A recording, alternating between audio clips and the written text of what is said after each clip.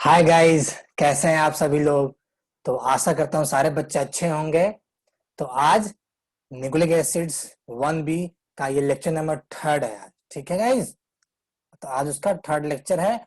इससे पहले आप सभी को मैं बता दूं कि मैं इसका लेक्चर 1 एंड लेक्चर 2 पढ़ा करके अपने यूट्यूब चैनल पर डाल चुका हूँ। ठीक है गाइस, तो चलिए सारे बच्चे कॉपी कलम ले लीजिए और हमारे साथ बैठ के पढ़िए लेक्चर 3 इन न्यूक्लिक एसिड। चलिए देखते हैं इसमें क्या सब टॉपिक रहने वाला है। चलिए, तो सबसे पहले पढ़ेंगे tautomeric form of nitrogen bases.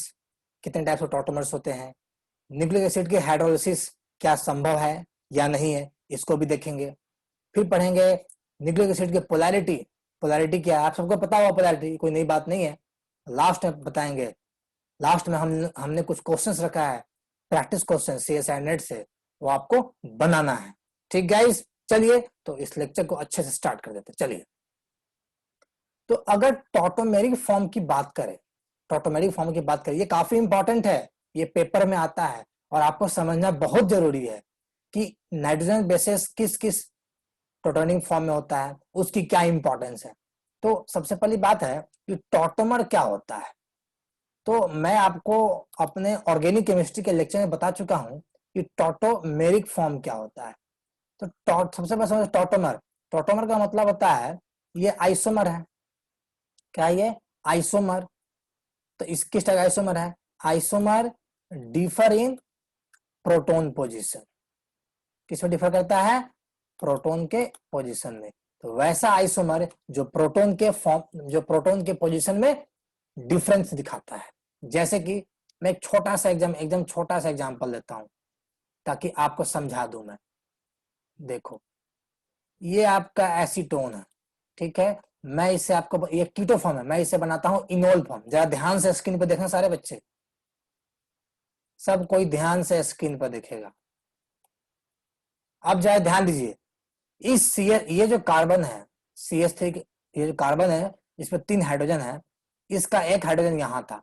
हमने इस हाइड्रोजन को उठाया, उठा करके इस ऑक्सीजन पर डाल दिया। देखो यहाँ आ गया हाइड्रोजन, इसको H1 कहोगे तो ये H1 यहाँ, यानी इस कार्बन से उठा और इस ऑक्सीजन पर चला गया। इसी को बोलते हैं shifting in position of proton. Hydrogen को प्रोटोन भी कहते हैं, from carbon to most electronegative atom that is oxygen. Clear हो गया, कोई दिक्कत नहीं। और आपको मैं पढ़ा भी चुका हूं कि 2 टाइप्स के होते हैं आपके टॉटोमेरिज्म, जो आपको जानने हैं। एक होता है कीटो इनोल फॉर्म, जैसे ये मैं दिखाइए कीटो है। क्यों कहा कीटो इसको, क्योंकि यहाँ पर एक कार्बोनिल ग्रुप है जो 2 कार्बन से अटैच है, इसे कहते हैं कीटो फॉर्म। दूसरा क्या है, कीटो इनोल। ये इनोल है, इनोल कैसे कहोगे, जरा ध्यान दो स्क्रीन पर। ये अल्कीन है, यहाँ अल्कोहल है, इसलिए दोनों कॉन्जुगेट में है, इसलिए कहते हैं इसको इनोल फॉर्म कहते हैं। क्लियर हो गया, कोई समस्या तो किसी को नहीं है, सब कुछ क्लियर है। चलिए आगे बढ़ते हैं। दूसरा फॉर्म होता है amino immuno form. Amino immuno forms होता है, ठीक है। इस मतलब इसमें आपका एमीन ग्रुप जो है ये पार्टिसिपेट करता है आपके टॉटोमेरिज्म में।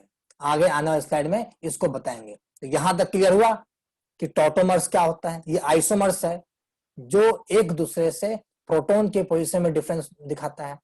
दूसरा, 2 टाइप्स का टॉटोमर्स होता है, कीटोनोल टॉटोमेरिज्म, दोनों पेयर में होगा। दूसरा है एमिनो इम्यूनो फॉर्म्स होता है, ठीक है। तो मैंने आपको एक फॉर्म बता दिया, दूसरा फॉर्म आगे आने वाले स्लाइड में बताऊंगा। तो यहां तक आशा करता हूं सबको क्लियर हो गया होगा और बातें भी समझ में आई होगी। ठीक बच्चे, चलिए यहां मैंने केस लिया आपके सामने यूरिडीन का। हमने यहाँ पर यूरिडीन यानी यूरासिल नाइट्रोजन बेस का हमने केस लिया। इस केस को स्टडी कर, देखो ये दिया हुआ है, इसका ये नोमेनक्लेचर याद रखना। 1 कहां से नंबर याद होता है ना, 1 2 3 4 5 6, 2 पर आपका ऑक्सीजन है तो 2,4 डाइकीटो, 2,4 डाइकीटो यूरिडीन, ठीक है। अब जरा ध्यान दो कि यहाँ पर कौन सा प्रोटोन आपके कीटो इनोल टॉटोमेरिज्म में पार्टिसिपेट कर, ध्यान दो। यहाँ देखो, ये आपका कीटोन ग्रुप है, ठीक है, यहाँ भी कीटोन ग्रुप है। इस कीटोन के अल्फा पर यहाँ नाइट्रोजन है, ये अल्फा है, नाइट्रोजन है, यहाँ एक प्रोटॉन्स है। इस कीटो के इस अल्फा नाइट्रोजन पर यहाँ कोई प्रोटॉन नहीं है, इसे छोड़ दो। ये प्रोटॉन ऐसे जाएगा, इस बॉन्ड को खोलेगा, तो ये प्रोटॉन इस ऑक्सीजन पर ट्रांसफर हो गया और यहाँ या डबल बॉन्ड। ये हमेशा अल्फा पोजीशन वाले से भी होता है, हमेशा अल्फा पोजीशन से होगा, ठीक है। कुछ ऐसे भी केस दिखाएंगे जो पैरा पोजीशन पे होता है, आगे वाले में केस दिखाएंगे, ठीक है।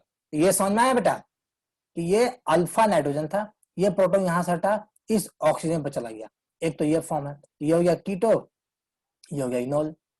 क्लियर हो गया, कोई दिक्कत नहीं, कोई समस्या नहीं है, समझ में आ रही बातें। ठीक, आगे बढ़े हम, चलिए। अब देखो, एक तो यहां भी संभव था बेटा, एक तो संभव यहां भी था, ये प्रोटॉन जो है, ये प्रोटॉन इसके साथ एक्सचेंज हो जाए, यानी ये प्रोटॉन निकलेगा, यहां चला जाएगा और यहां जाएगा डबल बॉन्ड। हमने यहां भी दिखा दिया, यानी दो पॉसिबल फॉर्म था, यहाँ दो पॉसिबल था, या तो प्रोटॉन इधर जाए या प्रोटॉन इस पर चला जाए। तो एक फॉर्म यहां बनाया, दूसरा फॉर्म यहां बना दिया, ये दो इसमें क्या है आपका इनोल फॉर्म बना, दो इसमें इनोल फॉर्म बन गया, ठीक है। दो इनोल फॉर्म बना, एक कीटो फॉर्म है। अगर ध्यान से देखोगे तो जो कीटो फॉर्म बनता है नाइट्रोजन बेस में, इस कीटो फॉर्म को कभी कभी लैक्टम भी कहते हैं। क्या कहते हैं इसको? लैक्टम भी कहते हैं, याद रखना। ये जो कीटो फॉर्म जो लैक्टम फॉर्म है, ये कीटो फॉर्म लैक्टम फॉर्म जो है, ये पीएच 7 पर सबसे ज्यादा स्टेबल होता है। आपको पता है कि पीएच 7 क्या है? पीएच 7 आपका फिजियोलॉजिकल पीएच है, यानी बॉडी का पीएच भी पीएच 7 होता है। ब्लड का 7.2 to 7.5 के आसपास होता है। इसीलिए आपके डीएनए में जो मेजर ऑटोमेटिक फॉर्म है नाइट्रोजन बेस का, वह है आपका कीटो फॉर्म है, उसी में स्टेबिलिटी मिलती है। इसी कीटो फॉर्म में यह यूरिडीन जो है आपका क्या करता है, आपके एडेनिन के साथ बेस पेयर कर सकता है। क्लियर हो गया। अब दूसरा फॉर्म इसका है इनोल फॉर्म। इनोल को बोलते हैं लैक्टिन, कहते हैं लैक्टिन। ये इनोल फॉर्म हो गया, ये इसको कहते हैं लैक्टिन। ये लैक्टिन फॉर्म आपका नॉर्मली नहीं बनता है, इसलिए मैंने पीएच नहीं लिखा है, ये एडवर्स कंडीशन में बनेगा। जब भी कोई ऐसा कोई एडवर्स कंडीशन, हाई एसिडिक हो, हाईली एसिडिक हो, हाईली बेसिक हो, इसके प्रेजेंस में ये माइनर फॉर्म बनता है। तो मोस्ट ऑफ द टाइम जब डीएनए आपका नॉर्मल है, everything is going in normal position, तो आपका कीटो फॉर्मिंग प्रीडोमिनेंटली एग्जिस्ट करता है, ठीक है। जैसे कि म्यूटेशंस हो गया, कोई एबनॉर्मल कंडीशंस आ गया, तब आपका उसका माइनर फॉर्म डीएनए में एग्जिस्ट होता है। आपको जब हम पढ़ाएंगे मॉलिक्यूलर बियोलॉजी, वहां बताएंगे कि जब इनोल फॉर्म बनता है, तो इनोल फॉर्म बनने के कारण सबसे बड़ा डिफेक्ट क्या होता है इनोल फॉर्म बनने से, ये नाइट्रोजन बेस मिस पेयरिंग कर देता है। एडेनिन यूरिडीन से कर रहा है ना, एडेनिन आपका ये सॉरी हाँ एडेनिन यूरिडीन से कर रहा था, तो कल को आपका एडेनिन साइटिडीन से पेयरिंग करना शुरू कर देगा। इस प्रकार का मिस पेयरिंग दिखाई देता है जब इसमें माइनर फॉर्म ऑफ टोटोमेरिज्म आ जाता है। ये पढ़ेंगे मॉलिक्यूलर बियोलॉजी में। क्या यहां तक क्लियर हुआ? कोई दिक्कत किसी को नहीं है? सारी बात समझ में आ रही है? आगे बढ़े, चलिए आगे बढ़ जाते हैं। अब देखिए, अब दूसरा हमने ले लिया एडेनिन, ठीक है, हमने एडेनिन ले लिया। अब इस एडेनिन में जो क्या होगा, यहाँ इस एडेनिन में बनेगा एमिनो इम्यूनो फॉर्म बनता है। कैसे बने देखो, एमिनो इम्यूनो फॉर्म तब बनेगा जब यहाँ पर एक एमीन ग्रुप हो। क्या ये? This is amine group. Keto form कब बनता है? जब वहां कोई कार्बोनिल ग्रुप हो, कीटो ग्रुप हो। यहाँ क्या है? Amine group. अब देखो, ये जो एमीन ग्रुप का जो ये आपका हाइड्रोजन है, ये हाइड्रोजन इस नाइट्रोजन में शिफ्ट करो, क्योंकि दोनों आपका अल्फा पोजिशन में। इस हाइड्रोजन को हटाओ, इस हाइड्रोजन को हटा करके आप यहां शिफ्ट करो, ठीक है। तो देखो, एक यहाँ फॉर्म बनकर तैयार हो गया ना, ध्यान से देखना, सब समझा देंगे। बन गया, क्लियर है, किसी को कोई समस्या नहीं है। दूसरा, हाँ, अब ये जो बना ना, ये इस फॉर्म में आपका बनकर तैयार हो गया। तो ये फॉर्म आपका दो फॉर्म बनता है। ये आपका चूंकि दोनों हाइड्रोजन एक ही साइड में है, इसे सिस फॉर्म हो गया, सिस इम्यूनो। ये दोनों हाइड्रोजन आपका क्या है? डिफरेंट साइड में, तो क्या बन गया? Trans immuno. ये भी ध्यान रखिएगा, अगर कल को टफ क्वेश्चन पूछता है यहीं से उठा देगा। क्लियर हो गया? इम्यूनो में दो फॉर्म बनता है, cis immuno and trans immuno. Clear, कोई दिक्कत नहीं, आगे बढ़े, चलिए। एक तो ऐसा भी तो हो सकता है बेटा, अभी हमने बताया था ना, ये अल्फा, देखो ये alpha double bond single bond double bond, ये क्या है? ये अल्फा, ये जो अल्फा हाइड्रोजन है, इस नाइट्रोजन पर जो यहाँ जो डबल बॉन्ड है, इसके साथ क्या है? कॉन्जुगेट है। तो यहां से ये हाइड्रोजन हट करके इस पर भी आ सकता है, इसलिए यहां से हटेगा, यहाँ जाएगा डबल बॉन्ड, ये डबल बॉन्ड यहाँ शिफ्ट करेगा, ये डबल बॉन्ड यहाँ शिफ्ट कर जाएगा। यहाँ हाइड्रोजन आपका आ गया। ठीक, क्लियर है? This is also immuno form. Clear है? कोई समस्या नहीं है, कोई दिक्कत? बड़ा ध्यान से समझा रहा हूँ, एकदम कंसंट्रेट करना स्क्रीन पर। तो इमीन फॉर्म हो गया। फिर क्या होगा? ये सिस इमीन है और ये आपका ट्रांस इमीन है, याद रखिएगा। स्ट्रक्चर देखा तो नहीं पूछेगा, नाम से पूछ देगा। इमीन में सिस और ट्रांस इमीन, यहाँ 2 बना और नीचे में 2 बन गया, तो 4 तो इमीन बन गया। एक कीटो फॉर्म है, सॉरी एक एमीन फॉर्म है। अगेन यहाँ ध्यान देना कि आपका जो फिजियोलॉजिकल पीएच 7 है, इस पर क्या होगा कि आपका एक एमीन फॉर्म जो यहाँ है, यही फॉर्म सबसे ज्यादा प्रीडोमिनेंट करेगा, क्योंकि इसी फॉर्म में ये एडेनिन आपके थाइमिन के साथ बेस पेयरिंग करता है। ठीक है, इन डीएनए और आरएनए में ये एडेनिन यूरासिल के साथ बेस पेयरिंग करता है। ठीक है, क्लियर है? कोई दिक्कत नहीं। अगेन वही होगा, जब म्यूटेशन में केस आएगी, जब एबनॉर्मल कंडीशन आ जाएगा, तब क्या होगा? शुरू में आपका जो एडेनिन था, एडेनिन थाइमिन से पेयरिंग कर सकता है या यूरिडिन से पेयरिंग कर सकता है। अगर इसमें म्यूटेशन आया, अगर इसका माइनर इम्यूनो फॉर्म अगर स्टेबलाइज हो गया किसी कारण से, अगर ये एडेनिन अपने इम्यूनो फॉर्म में स्टेबलाइज हो गया, तब ये एडेनिन जो होगा आपका साइटिडीन से बेस पेयरिंग करना शुरू कर देगा, याद रखिएगा। ठीक है, अब हमने इससे क्यों बेस पेयरिंग किया, मॉलिक्यूलर बायोलॉजी में बता देंगे डिटेल में। यहां मैंने बस ये बताया कि जब आपका माइनर फॉर्म इम्यूनो फॉर्म में एग्जिस्ट करेगा, तब क्या कंडीशन हो सकता है। इस प्रकार का कंडीशन मॉलिक्यूलर बायोलॉजी में म्यूटेशन के चैप्टर में पढ़ेंगे हम लोग। यहां तक तो क्लियर है, कोई दिक्कत नहीं है, क्योंकि एमिनो और कीटो फॉर्म रहेगा तो जीनोम की डीएनए की स्टेबिलिटी मेंटेन रहेगी, क्योंकि प्रॉपर पोजीशन में आपका क्या होगा, ये नाइट्रोजन बेस हाइड्रोजन बॉन्ड बना के रखते हैं। क्लियर है? कोई दिक्कत किसी को नहीं? सारी बातें क्लियर हो रही है, कोई समस्या नहीं है? आगे बढ़े, चलिए। अब हम लेते हैं ग्वानिन का फॉर्म लेते हैं। अगेन हमारे स्क्रीन पर ध्यान दो, ग्वानिन का। यहाँ हाइड्रोजन है और यहाँ भी हाइड्रोजन है। ये हाइड्रोजन इस कीटो के साथ क्या है, कॉन्जुगेट है, तो ये हाइड्रोजन यहाँ जा सकता है और हमने यहाँ भेज दिया। ये क्या बन गया? इनोल फॉर्म बन गया। बन गया इनोल फॉर्म, तो एक तो टोटोमर यहाँ हो गया। अरे एक तो ऐसा भी तो हो सकता है बेटा, ये तो टोटोमर तो यहाँ बन गया। एक ऐसा भी हो सकता है कि आपका जो ये है NH2, अब ये देखो NH2, ये NH2 यहाँ हाइड्रोजन है, ये हाइड्रोजन को इस नाइट्रोजन पर शिफ्ट कर दो, यहाँ ला डबल बॉन्ड, तो इससे एक यहाँ बन गया। ये अब क्या है? This is keto form, keto immuno है, क्योंकि यहाँ पर NH2 नाइट्रोजन के साथ बन रहा है। मतलब याद रखिएगा, कल को यही सवाल आपसे पूछ देगा। क्या पूछेगा सवाल कि आपके ग्वानिन में कीटो इनोल भी होता है और एमिनो इम्यूनो फॉर्म भी होता है। ये ध्यान रखना, बहुत इंपॉर्टेंट बात बता रहा हूं, कल को यही सवाल पूछेगा आपसे। यहाँ इम्यूनो फॉर्म बन गया। कैसे इम्यूनो बना? ये NH2 इस नाइट्रोजन के साथ प्रोटॉन का शेयरिंग कर लिया, तो बन गया इम्यूनो फॉर्म। ठीक है, अब यहाँ देखो, एक बात और बताता हूँ, ये जो शिफ्ट इसने शिफ्ट किया है OH NH, ठीक है, हाँ, और यहाँ देखो, अब ये फॉर्म देखो, इस फॉर्म को उठाओ। अब इसने क्या किया है, क्योंकि यहां बन चुका था, अब इस हाइड्रोजन को उठाया, यहां भेजा, ठीक है, इस बॉन्ड को खोल दिया, तो यहां से वापस क्या होगा, ये वापस एमिनो फॉर्म में आ गया। क्या हो गया? यहाँ का ये एमिनो फॉर्म में आ गया। तो ये चूंकि आपका इम्यूनो फॉर्म था, इनोल था, इम्यूनो था, तो ये इम्यूनो वापस गया इनोल एमिनो में, ये कीटो एमिनो था, कीटो इम्यूनो बन गया। आई बात समझ में? कोई दिक्कत नहीं, एकदम ध्यान से देखना है कि कितने पॉसिबल टॉटोमेरिक शिफ्ट हो सकते हैं, वो मैंने आपको समझा दिया। तभी नहीं समझ में आएगा तो डाउट से समझ में आना, 10 मिनट के बाद वहां और समझा देंगे। आशा करता हूं ये जो समझाया यहीं पे आपको समझ में आ गया। फिर से वही बात है कि कीटो फॉर्म ज्यादा स्टेबल होगा। आपका क्या होगा? कीटो फॉर्म आपका ज्यादा स्टेबल होता है और ये फिजियोलॉजिकल पीएच पर एग्जिस्ट करता है आपके डीएनए में, तभी ये बेस पेयरिंग कर पाएगा। अगेन वही बात है, जब म्यूटेशन होगा तो क्या होगा, ये माइनर फॉर्म में पाया जाएगा, तब वहां पर मिस पेयरिंग हो जाती है। ठीक है, अब ग्वानिन है तो ग्वानिन साइटिडीन से करता है, तो नॉर्मल केस में क्या होगा, नॉर्मल केस में ग्वानिन जो है ये साइटिडीन से बेस पेयरिंग करता है। अगर इसमें इसका माइनर टोटोमेरिक फॉर्म आ जाता है, तो ये ग्वानिन साइटिडीन से पेयरिंग ना करके थाइमिन से पेयरिंग करना शुरू कर देगा। ठीक है बेटा, ये सब चीजें मॉलिक्यूलर बायोलॉजी में आपको पढ़ाएंगे। यहां पर क्लियर है? किसी को कोई समस्या नहीं? आगे बढ़े, चलिए आगे बढ़ते हैं। अब लास्ट केस हमने लिया है साइटिडीन का केस है, साइटिडीन।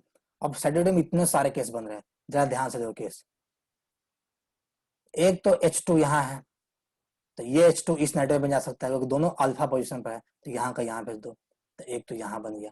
ये जो बना इसका, हाँ ये एक आपका बन गया ट्रांसफॉर्म में बन गया, इसका एक सिस होगा कहीं ना कहीं, हाँ ठीक है, हाँ एक ये ट्रांस बन गया और इसी का यहाँ देखो सिस फॉर्म बन गया। कैसे? तो ये दोनों हाइड्रोजन जब एक साइड यहाँ दिख रहा है तो क्या होगा, सिस में दोनों हाइड्रोजन अपोजिट साइड में, तो क्या है ट्रांस में, इसका दो फॉर्म बन गया। क्लियर है? कोई दिक्कत नहीं, बहुत डीप पर आ रहा हूँ, इतना डीप नहीं, बस जान लो, दिक्कत तो नहीं है, सब बात समझ आ रही है, दिक्कत नहीं है, आगे बढ़े चलिए। अब देखो अब क्या होगा इसमें कि ऐसा भी तो हो सकता है कि ये जो हाइड्रोजन है, ये हाइड्रोजन यहाँ देखो, इस हाइड्रोजन को हम यहाँ भी तो भेज सकते हैं। कैसे भेजोगे? इस हाइड्रोजन को हटाओगे तो यहाँ एक डबल बॉन्ड आएगा, ये बॉन्ड यहाँ खुलेगा, ये बॉन्ड खुल के यहाँ पे प्रोटॉन चला जाएगा, तो यहाँ पर यहाँ से एक यहाँ बना, ये भी ट्रांस ट्रांस है, इम्यूनो फॉर्म, और यहाँ एक अल्कोहल तो इनोल फॉर्म, तो यहाँ भी इमीन और इनोल दोनों फॉर्म बन गया। अब इसका देखो ये जो फॉर्म बना, यही फॉर्म का दूसरा फॉर्म यहाँ भी है, ये हमने ट्रांस दिखाया, यहाँ पे इसने सिस दिखा दिया, सिस इम्यूनो टू इनोल फॉर्म दिखा दिया। आई बात समझ में? कोई दिक्कत तो नहीं है? आप सिस ट्रांस याद रखना तो पड़ेगा, अगर कल को डीप सवाल पूछ देता है, अंदर घुस के पूछता है, तो ये आपको याद रखना पड़ेगा। अदरवाइज सवाल में बस यही पूछेगा कि साइटिडीन जो आपका है ये प्रीडोमिनेंटली फिजियोलॉजिकल पीएच में किस टॉटोमेरिक फॉर्म में पाया जाएगा, तो याद रखिएगा एमिनो फॉर्म में पाया जाएगा। बस यही आपको याद रखना है, सवाल आपका बन के तैयार हो जाएगा। ठीक है, कोई दिक्कत नहीं। अगेन क्या रीजन है? वही रीजन जो बताया पहले से कि अपने एमिनो फॉर्म में प्रॉपर ढंग से ये आपका साइटिडीन क्या होगा, ग्वानिन से बेस पेयरिंग करेगा। अगर इसका माइनर फॉर्म होगा तो अपना बेस पेयरिंग को ये चेंज कर देगा, जिसको अगेन मॉलिक्यूलर बायोलॉजी में पढ़ा जाता है म्यूटेशन चैप्टर से। क्लियर है? कोई दिक्कत नहीं, आगे बढ़े, चलिए आगे बढ़ते हैं। अब हम पढ़ेंगे न्यूक्लिक एसिड्स की पोलैरिटी पढ़ेंगे। पोलैरिटी अगर ध्यान से देखो, आपको बताया था कि ये न्यूक्लियोटाइड का फर्स्ट एंड है, ये लास्ट एंड है। तो होता क्या है, इस न्यूक्लियोटाइड का जो फिफ्थ कार्बन है, इस फिफ्थ कार्बन पर फॉस्फेट ग्रुप फ्री है। ये फॉस्फेट ग्रुप किसी से भी किसी फर्दर न्यूक्लियोटाइड से अभी अटैच नहीं होगा, इसको बोल दिया 5 प्राइम एंड। दूसरे एंड पर एक न्यूक्लियोटाइड है जिसका OH ग्रुप है। अब ये OH ग्रुप किसी फर्दर न्यूक्लियोटाइड से दोबारा अटैच नहीं होगा, तो फ्री फॉस्फेट को बोलते हैं 5 प्राइम एंड, और जहां फॉस्फेट ग्रुप नहीं है इसके दूसरे एंड पर उसको बोलते हैं 3 प्राइम एंड। तो हमेशा रखिएगा, हमेशा मेरी पोलैरिटी होती है 5 प्राइम से 3 प्राइम पोलैरिटी होती है। इसका बहुत ज्यादा इंपॉर्टेंस है, जब हम आपको पढ़ाएंगे मॉलिक्यूलर बायोलॉजी में डीएनए का रेप्लिकेशन तो वहां बताया जाता है 5 प्राइम 3 प्राइम 3 प्राइम 5 प्राइम बताया जाता है कि हमेशा रेप्लिकेशन 5 प्राइम से 3 प्राइम के तरफ ही आगे बढ़ता है पोलैरिटी इसकी। इसलिए इसको बात को यही जानना सबसे ज्यादा इंपॉर्टेंट है। कोई दिक्कत तो नहीं है? सबको क्लियर हो गया? कोई समस्या किसी को नहीं है? आगे बढ़ते हैं, चलिए। अब ये काफी इंपॉर्टेंट है, लिख लीजिए इंपॉर्टेंट। क्यों इंपॉर्टेंट है? ध्यान दो, सवाल ये है क्या हम डीएनए, टीएनए एंड आरएनए को हाइड्रोलाइज कर सकते हैं? सवाल है यस। तो इसका हम लोग एल्किलिसिस हाइड्रोलिसिस करते हैं, यानी एल्किली के प्रेजेंस में इसकी हाइड्रोलिसिस हो जाती है। सवाल है कि क्या डीएनए इजिली हाइड्रोलाइज होगा या आरएनए इजिली हाइड्रोलाइज होगा? सवाल तो इसका जवाब यह है कि आपका आरएनए जो होगा वह इजिली हाइड्रोलाइज करेगा, डीएनए इजिली हाइड्रोलाइज नहीं करेगा। क्यों ऐसा होता है? इस जो लिखा है मैंने लेफ्ट साइड में, सबको छोड़ दो, राइट साइड डायग्राम में देखो, यहीं से समझाएंगे, ध्यान दो। ये मैंने राइबोज लिया, आपको पता है ये राइबोज का ये 1 डेस्ट है, ये 2 डेस्ट, ये 3 डेस्ट, ये 4 डेस्ट, ये 5 डेस्ट। राइबोज के 2 डेस्ट कार्बन पर एक OH ग्रुप है, आपको पता है। और डीएनए की बात करें, अगर हम डीएनए की बात करें, डीएनए तो डीएनए का जो 2 डेस्ट है इस पर H होता है, OH नहीं होता है। यही कारण है कि डीएनए का हाइड्रोलिसिस आसान नहीं होता है। इस सवाल बनवाएंगे, याद रखना। जैसे यहां पर डालोगे एल्किली या बेस, ये क्या करता है, इस H+ को चुरा लेगा। जैसे H+ को चुराएगा, इस ऑक्सीजन पर एक नेगेटिव चार्ज आ जाएगा। ये नेगेटिव चार्ज करेगा अपने एडजेसेंट 3 प्राइम पर जो फॉस्फेट है इसके P पर अटैक करेगा और इस डायस्टर बॉन्ड को खोल देगा। तो क्या हुआ, ये ऑक्सीजन इस फॉस्फेट साथ क्या करेगा, एक बॉन्ड बना लिया बॉन्ड। ये ऑक्सीजन फॉस्फेट के साथ एक बॉन्ड बना लिया। इसका नाम क्या है? 2 prime 3 prime cyclic monophosphate derivative. Cyclic क्यों क्या है? क्योंकि रिंग बना दिया। मोनोफॉस्फेट क्योंकि ही फॉस्फेट है। क्लियर हो गया? कोई दिक्कत नहीं, आगे बढ़े। अब चूंकि यहां से अब बन गया, अब चूंकि आपने ये तो बॉन्ड खोल कर रख दिया यहाँ पर, तो दूसरा यहाँ बन गया। अब यहाँ देखो 2 प्राइम 3 प्राइम, तो ये क्या है? ये तो 3 प्राइम मोनोफॉस्फेट रिंग हो गया, 3 प्राइम मोनोफॉस्फेट राइबोज शुगर है। अभी ये जो 2 प्राइम 3 प्राइम बना है ना, ये आपका कंपाउंड फर्दर जब इस पर हाइड्रोलिसिस होगा, फर्दर इसको और तोड़ोगे तो 2 टाइप का कंपाउंड बन सकता है। एक तो बनेगा आपका 2 प्राइम फॉस्फेट राइबोज शुगर, दूसरा बन सकता है 3 प्राइम मोनोफॉस्फेट डेरिवेटिव बन सकता है। क्यों? अगर ये बॉन्ड टूटा तो 3 प्राइम पर फॉस्फेट आकर रुक जाएगा। क्लियर है? कोई समस्या नहीं है। अगर ये बॉन्ड टूटा तो ये फॉस्फेट यहां जाकर के लटक जाएगा, मतलब 2 प्राइम पर रह जाएगा। या तो 2 प्राइम कार्बन का बॉन्ड तोड़ोगे तो 3 प्राइम कार्बन पर आपका फॉस्फेट बॉन्डेड रहेगा, या 3 प्राइम को तोड़ोगे तो 2 प्राइम पर फॉस्फेट बॉन्डेड रहेगा। इसलिए 2 मिक्सचर बनकर तैयार हो जाता है। इस पर सवाल आया हुआ है, आपको बताएं क्या कारण था डीएनए में। तो डीएनए का ये जो 2 प्राइम जो है कार्बन, इस पर OH ग्रुप नहीं है, इसलिए डीएनए आपका हाइड्रोलिसिस में पार्टिसिपेट नहीं करता है। क्लियर हो गया? कोई समस्या किसी को नहीं है, सबको क्लियर है। आगे बढ़ते हैं, चलिए। तो लेक्चर यहीं पर समाप्त होता है थ्योरी का, बट मैंने कुछ क्वेश्चन रखा है आपके प्रैक्टिस के लिए। इस क्वेश्चंस को अभी के अभी स्क्रीनशॉट जल्दी से ले लीजिए। चलिए, इसका स्क्रीनशॉट सारे बच्चे ले लीजिए।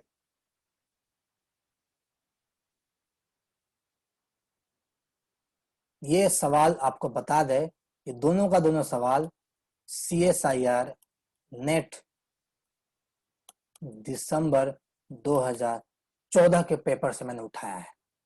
आशा करता हूं आपने स्क्रीनशॉट ले लिया होगा। आगे बढ़ता हूं, क्वेश्चन 3 का भी स्क्रीनशॉट लीजिए, अब 4 का भी स्क्रीनशॉट जल्दी से ले लीजिए। प्रैक्टिस करते रहिए क्वेश्चंस को। क्वेश्चंस का प्रैक्टिस करते रहेंगे तो आपको याद रहेगा और पेपर आसानी से आप क्लियर कर लेंगे। टेंशन नहीं लीजिएगा, कोशिश करते रहिए, हमेशा प्रैक्टिस करते रहिए। आशा करता हूं आपने स्क्रीनशॉट ले लिया होगा। हम आगे बढ़ते हैं। ये है क्वेश्चन 5, लास्ट क्वेश्चन है। इसका स्क्रीनशॉट जल्दी से ले लीजिए।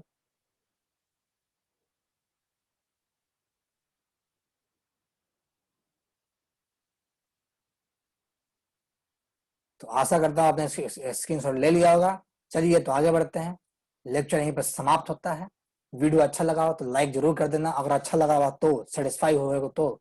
जो नए बच्चे होंगे, अच्छा लगा हो और आप सेटिस्फाई हैं कि आपका कंसेप्ट बन रहा है, तो इस चैनल को सब्सक्राइब भी कर लीजिएगा। फिर मिलते हैं आपसे 10 मिनट के बाद। तब तक के लिए अलविदा, बाय, अपना ख्याल रखना।